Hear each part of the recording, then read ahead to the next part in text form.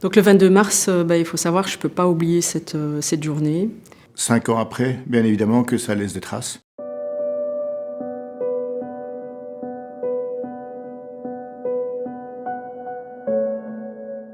Je regarde la voiture et je vois tout le mobilier, c'est-à-dire les fauteuils qui sont fondus, qui sont brûlés.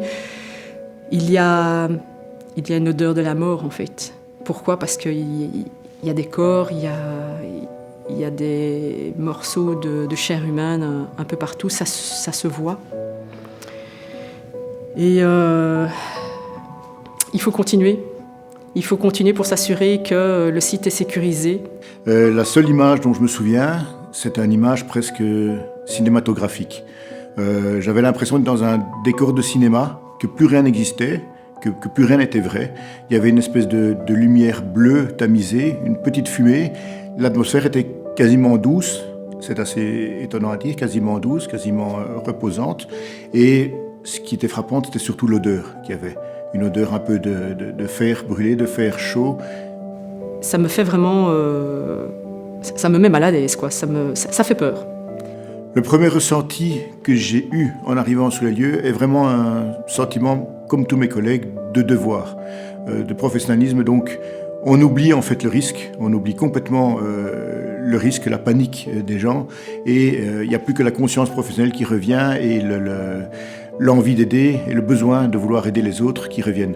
Donc la première impression est vraiment celle de vouloir rentrer pour aller aider un maximum de personnes et sauver un maximum de personnes pour ce qu'il y avait encore à sauver. C'était difficile pour moi parce que la première chose qu'on a envie de faire, c'est aider les gens.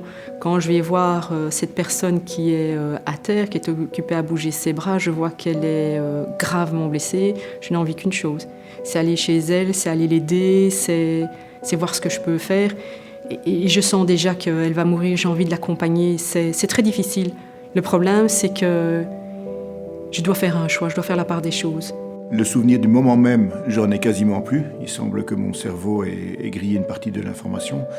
Par contre, ça se ressent dans plusieurs interventions que j'ai eues par la suite, lorsque j'interviens notamment sur des morts, et je vais même les qualifier pour autant qu'il y en ait des justes, mais des morts particulièrement injustes, du type des jeunes personnes ou des morts accidentelles, vraiment stupides. Ce genre de type de décès auxquels j'ai dû assister sont devenus beaucoup plus difficiles pour moi. Et je sais que je ne peux pas porter toute la tristesse du monde et la porter tout le temps. Il faut continuer et je ne peux en ressortir qu'une chose, c'est garder ce bagage que j'ai acquis à ce moment-là et pouvoir l'utiliser à bon escient sur les différentes missions, les différentes choses qui vont se présenter à moi.